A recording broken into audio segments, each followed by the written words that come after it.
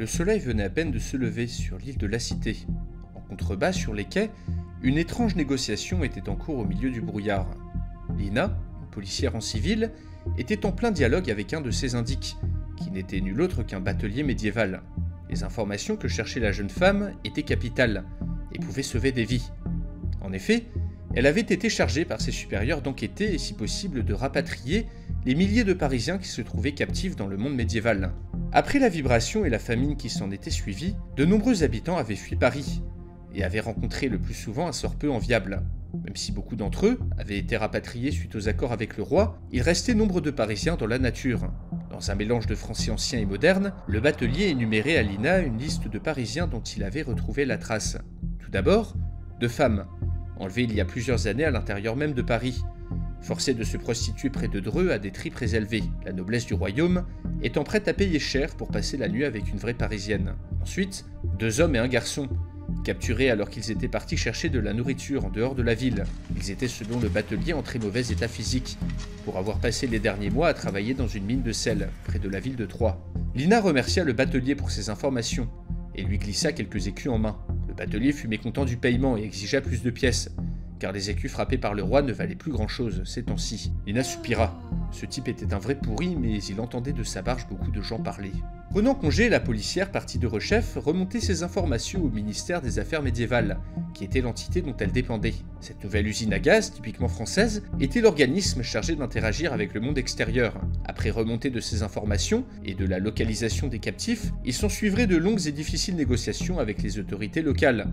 Et peut-être qu'après quelques mois, voire quelques années, ces Parisiens capturés pourraient revoir la capitale. Ce genre d'affaires sordides était depuis 5 ans le quotidien de Lina. Le job était devenu difficile pour les personnes de son sexe. Déjà minoritaires auparavant, les femmes présentes dans le maintien de l'ordre avaient dû subir de plein fouet la déferlante de médiévaux qui au fil des années s'étaient installés dans ou en dehors de Paris. Malheureusement, la plus grande partie de ces nouveaux arrivants ne supportait pas le moins du monde qu'une femme, à laquelle ils n'étaient pas mariés de surcroît, leur dise quoi faire. Les paysans qui travaillaient dans les usines parisiennes, ou les marchands qui chaque jour apportaient ou emportaient marchandises et nourriture à Paris, n'avaient pas les mêmes mentalités, pas la même éducation, et pas du tout la même conception des rapports hommes-femmes. Les nobles qui venaient visiter Paris et acheter à grand prix chaussures ou boîtes de conserve étaient certainement les pires. La plupart étaient sûrs de leurs droits et de leur statut, étouffés par l'arrogance, considérant les Parisiens comme des moins que rien, se permettant tout et n'importe quoi. En fait, ils n'acceptaient même pas les consignes des policiers masculins, qu'ils considéraient comme inférieurs à eux dans l'échelle sociale. De nombreux incidents diplomatiques avaient déjà éclaté, suite à des altercations avec des nobles médiévaux, se comportant de la pire manière, avaient été jetés en cellule, voire jugés et incarcérés pour les meurtriers et les violeurs. Dans ce climat particulièrement délétère, de nombreux fonctionnaires avaient démissionné. Les femmes qui restaient, néanmoins, terrifiaient les médiévaux. Lina, grâce à son autorité naturelle et à sa forte carrure, avait réussi à s'imposer. Maintenant, les bateliers, les gueuses et les marchands la connaissaient bien, et savaient qu'elle n'hésitait pas à taper dur sur les récalcitrants. Se faire battre par une femme étant une sévère humiliation pour les médiévaux, ceux qui connaissaient de réputation Lina se tenaient généralement à carreau. Car oui, le maintien de l'ordre avait aussi beaucoup changé. Habitués aux coups de bâton, de fouet, aux menaces des pires punitions et des pires châtiments que leur assénaient sans cesse leurs seigneurs, habitués à avoir des gens pendus pour le vol d'une pomme, les médiévaux avaient trouvé à Paris une justice bien plus clémente qui leur avait donné l'impression que dans cette ville tout était autorisé. Devant la recrudescence de vols, de viols, de meurtres, devant une justice étranglée, tentant vaille que vaille de vider les prisons pleines à craquer, une consigne informelle avait été donnée à la police.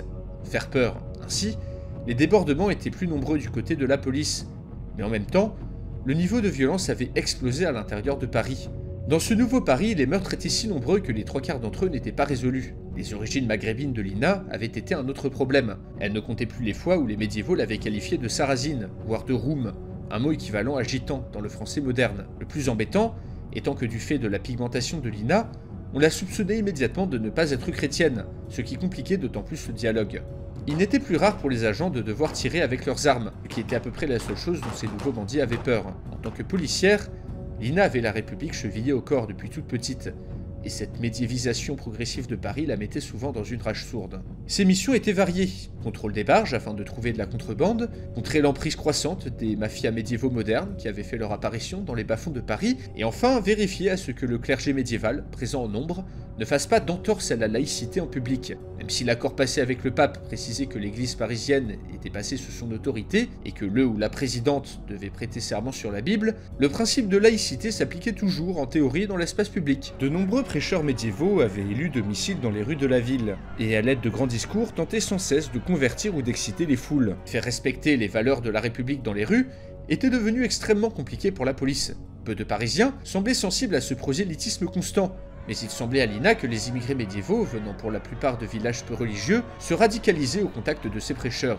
Les religieux parisiens qui tentaient de lutter contre ces pratiques qui desservaient leur image se faisaient régulièrement terroriser par des armées de moines qui se croyaient tenant de la vraie foi. Car oui, pour la plupart des religieux médiévaux, la pratique du culte catholique parisien avait tout d'une hérésie. Les concepts modernes professés par le Vatican, comme la tolérance interreligieuse ou la non-persécution des homosexuels, en gros toutes les évolutions doctrinales qu'avait connues l'Église depuis le Moyen-Âge, étaient rejetées en bloc par un clergé médiéval que l'arrivée de Paris avait fortement radicalisé. La réputation sulfureuse de la ville avait attiré tous les religieux les plus fanatiques et les plus motivés à convertir les âmes en peine, de gré ou de force. D'un autre côté, on avait également vu arriver une petite population de libres penseurs d'athées ou de libertins médiévaux qui voyaient en Paris un refuge. Mais le pire restait certainement la criminalité, le brigandage comme on disait à nouveau dans la police. Et le pire de ces criminels n'était autre que le prince des ribauds, que Lina et ses collègues cherchaient à coincer depuis des mois. C'est toute pleine de ces réflexions et recouverte d'une cape qui cachait son visage que Lina se dirigea vers le commissariat du 14e. Elle décida de passer non loin de l'avenue du Maine. Dans un petit carré d'habitation, quelques centaines d'immigrés médiévaux s'étaient rassemblés pour squatter plusieurs immeubles, formant ainsi un ghetto du Moyen-Âge en plein cœur de l'arrondissement. Les collègues de Lina appelaient cet endroit la cour des miracles. Et à raison, tenu depuis la vibration par une bande de dealers originaires d'une cité voisine, le quartier avait soudainement été investi par plusieurs dizaines de bandits médiévaux, qui avaient affreusement massacré leurs prédécesseurs, et qui avaient installé tout un assortiment de prostituées, de mendiants et de voleurs. Le chef de cette ménagerie, qui contrôlait d'ailleurs une large partie de la criminalité médiévale à Paris, était ce fameux prince des ribauds. Cet homme mystérieux avait vite embauché ce qu'il restait des dealers de la cité voisine, afin qu'il puisse l'aiguiller sur les us et coutumes qui avaient cours dans le Paris moderne. Il avait réussi à s'imposer dans le monde du crime, en jouant sur les deux tableaux. Lina arriva en bordure du quartier, voulant y jeter un bref coup d'œil. On ne savait jamais sur quoi on pouvait tomber en furetant un peu. Quelques médiévaux allongés par terre, bavaient et convulsés, étant manifestement sous l'emprise de l'épice, une nouvelle drogue de synthèse, fabriquée dans des laboratoires clandestins, dont les effets se rapprochaient apparemment d'un crack de très mauvaise qualité. De nombreux médiévaux y étaient vite devenus accros. À l'entrée d'une petite rue, plusieurs prostituées s'amusaient à se poudrer avec une boîte de maquillage. Discrètement, la jeune femme tenta de se rapprocher de l'entrée du quartier. Une initiative dangereuse car même les unités de police les plus équipées ne s'y aventuraient qu'avec des précautions extrêmes. Puis soudain, Lina vit un moine médiéval sortir de la rue, le capuchon sur la tête. Elle eut à peine le temps de s'étonner qu'un religieux en vienne à se balader dans un endroit pareil, que plusieurs prostituées l'interpellèrent en poussant de grands cris. « Oh la roum ! Nous espionnerais donc tu ?» Lina ne demanda pas son reste, et partit en courant avant de se faire couper la gorge. Elle n'avait pas appris grand-chose, mais une question lui restait en tête. Que faisait un homme d'église au sein d'un des pires ghettos de Paris ?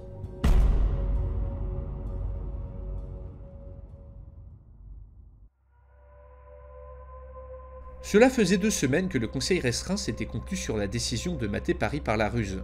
Revenu en son fief de Beaumont-le-Roger, Robert d'Artois plus que jamais rongeait son frein. Il avait patienté plusieurs années où le comté d'Artois qu'il désirait tant lui échappait. Tout comme le roi, il avait vu le royaume changer, en pis, et l'influence de Paris se répandre. La ville se remettait à produire de nouveaux objets tenant de la magie. Ses boîtes de conserve, capables de garder pitance mangeable durant des années, étaient fabuleuses. Une myriade d'objets en tout genre s'étaient diffusés dans les campagnes. Après n'avoir fait que récupérer pendant plusieurs années ce qui sortait de Paris, les manants avaient fini par construire eux-mêmes de nouvelles machineries, en imitant les techniques des habitants de cette ville. Partout où c'était autorisé, on voyait apparaître, construits plus ou moins bien selon des modèles approximatifs, de nouvelles sortes de charrues, de nouveaux outils, de nouveaux fours, et parfois de nouvelles sortes de légumes, bien plus gros et nourrissants que ceux cultivés auparavant, bien que de goût moins savoureux. Un tubercule parisien, la patate, commençait très doucement à être adopté par les plus miséreux, même si la majorité des manants n'en voulaient guère à leur tablé. De nouveaux vêtements avaient fait leur apparition. Nombre de paysans portaient des tuniques courtes, nommées t-shirts, dont les motifs variaient grandement d'un habit à l'autre. L'hiver, les mantelles et les tuniques en fausse fourrure parisienne se revendaient à prix d'or, même si elles étaient le plus souvent usées de 3e ou de 4e main. Robert ne comprenait point cet engouement particulier, car les vêtements venant de Paris avaient pour réputation de s'user en à peine quelques années. Ces vêtements à lui étaient conçus pour durer, Et ces t-shirts, qui se trouvaient si facilement, ne valaient pas un bon manteau en cuir qu'il pourra léguer à ses fils. À la cour, les dames se pompent le nez en secret grâce à des onguents et des pommades venus de cette ville. Ces messieurs glissaient de manière discrète de confortables semelles fabriquées à Paris dans leurs chausses. En ville, les apothicaires tous vantaient les mérites de nouvelles médecines parisiennes.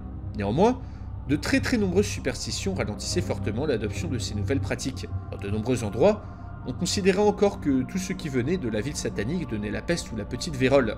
L'Église et de nombreux seigneurs interdisaient tout simplement à leurs manants d'interagir avec quoi que ce soit qui sortait de cette cité. Cette méfiance était le résultat de la pestilence qui avait suivi l'arrivée de la ville. Et au milieu de tout ce fatras, Robert se morfondait, car le monde changeait, évoluait devant ses yeux. Et lui pataugeait, au même statut, malgré sa fidélité au roi. Tout à sa morgue, le comte sursauta lorsqu'on toqua à la porte de sa chambrée. « Faites entrer !» hurla-t-il furieusement.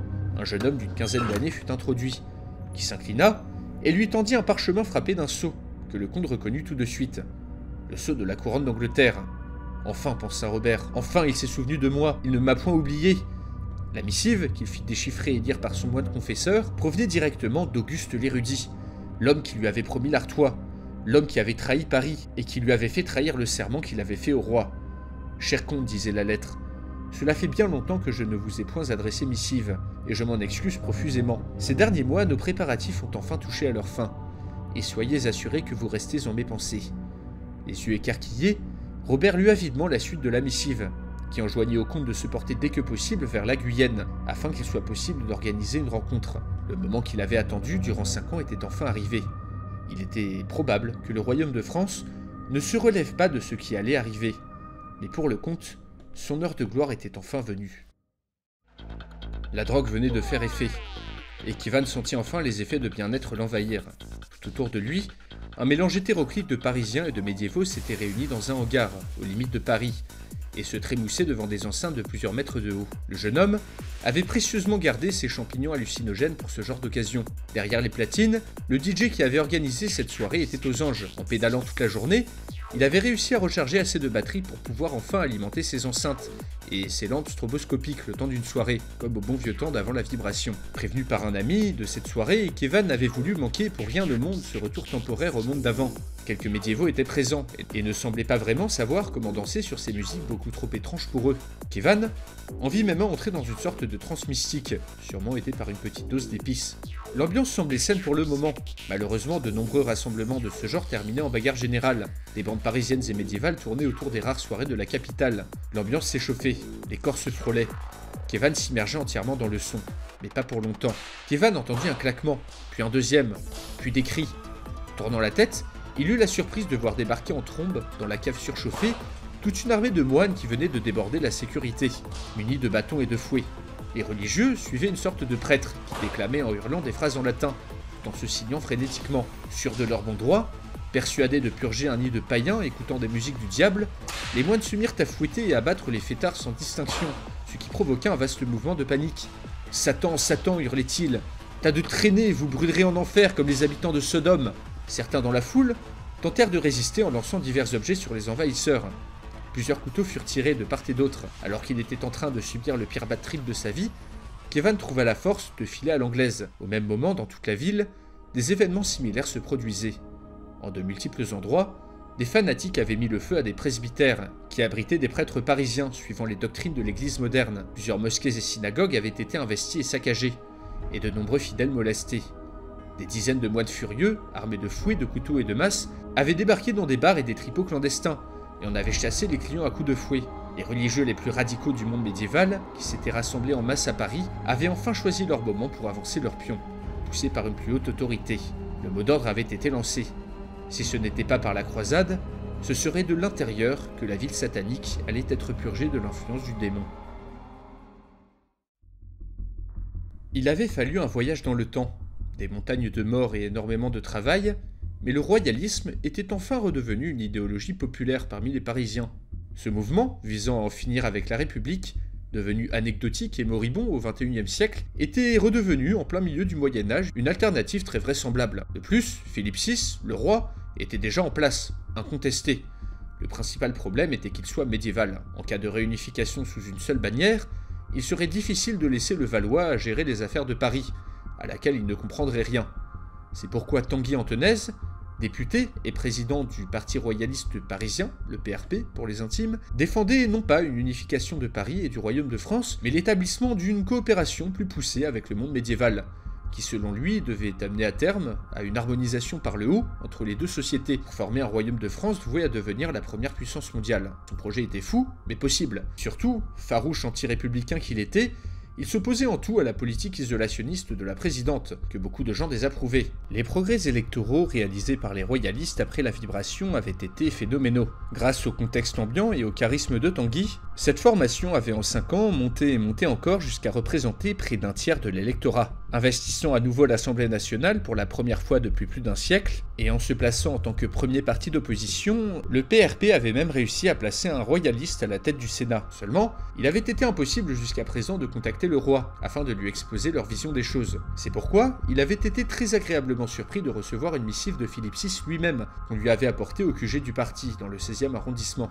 Il n'en revenait pas d'avoir reçu un tel honneur, et s'était empressé de faire traduire cette lettre par le pôle médiéval du parti royaliste. Dans un style très formel, et un peu directif, ce dont il ne se formalisa pas, c'était le roi après tout, Philippe appelait Tanguy et ses partisans à l'idée pour réunir Paris et le reste du royaume. Il était fortement implicite dans cette lettre, même si ce n'était pas écrit, que cette réunification se ferait sous l'autorité suprême du roi, laissant peu de place au compromis.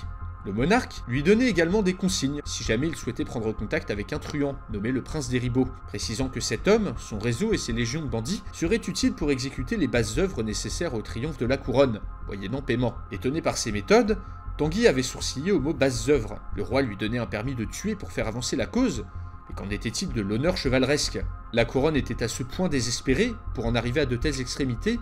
En échange de cette unification, le roi formulait de vagues promesses d'autonomie, mais surtout promettait l'anoblissement aux plus méritants de ses partisans parisiens. Pour Tanguy, qui malgré ses opinions politiques ne venait même pas d'une famille noble, cette promesse était de loin la plus alléchante, lui qui avait toujours adoré se documenter sur les fastes de la cour. Cette proposition, émanant de plus du roi, était à considérer très sérieusement, mais il fallait tout de même veiller à exiger de sérieuses contreparties, car il ne s'agissait pas non plus d'offrir Paris sur un plateau à Philippe VI de Valois. Mais avant de faire des plans sur la comète, il fallait tout d'abord composer avec le reste du parti.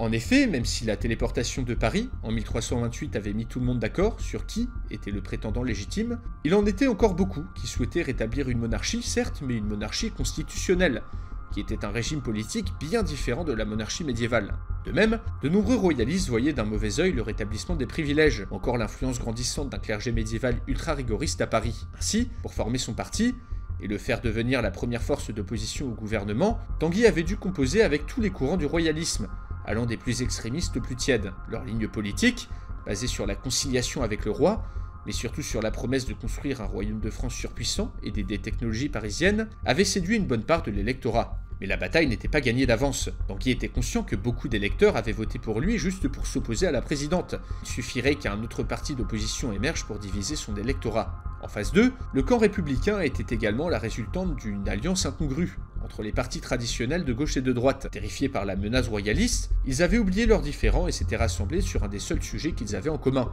soit la défense de la République, au milieu d'un Moyen-Âge rempli de monarchies. Face à cette coalition tout aussi fragile que la sienne, Tanguy avait voulu jouer le jeu démocratique. Mais cette lettre, cet appel à l'aide du roi lui-même ne pouvait pas être ignoré.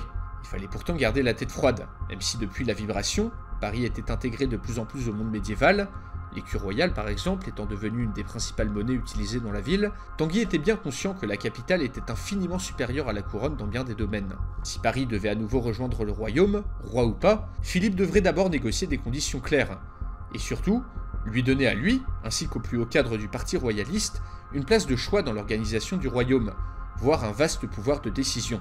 En ces temps troublés, alors que la ville sombrait à nouveau dans la spirale de la violence, il était tout de même bon d'avoir une ligne de communication directe avec le roi. Il allait tout d'abord tenter d'entrer en contact avec ce prince des Ribauds. Après tout, si le roi l'autorisait, Tanguy pourrait bien trouver quelques basses œuvres à faire réaliser. Sur le pavé d'Orléans, l'amoncellement des feuilles mortes commençait doucement à former un petit matelas sur les pavés.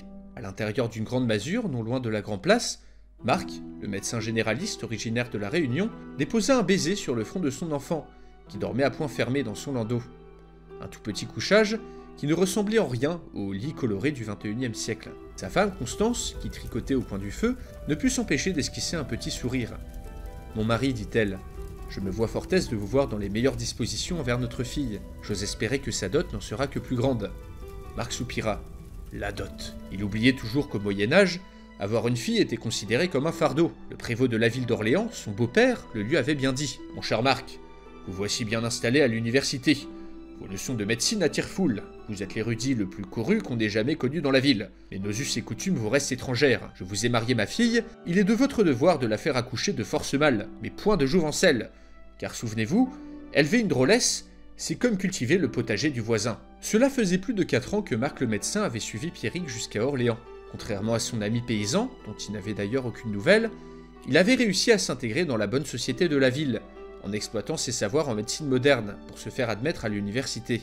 Aujourd'hui, il était un membre estimé de la bourgeoisie d'Orléans. Les résultats suivaient, car il pensait avoir réussi à son niveau à largement améliorer l'hygiène et les pratiques de la population locale. Il s'était d'ailleurs taillé une réputation fort enviable, car il soignait n'importe qui sans se soucier de son rang, tout en encourageant ses étudiants à faire de même. Bien installé, il avait commencé à se sentir un peu seul, le soir. Il avait tout d'abord refusé les multiples propositions du prévôt de lui offrir sa fille en mariage, mais petit à petit, à force de manger chez lui et d'accompagner la jeunette à la messe tous les jours, Marc avait fini par ressentir une certaine attirance envers cette jeune femme.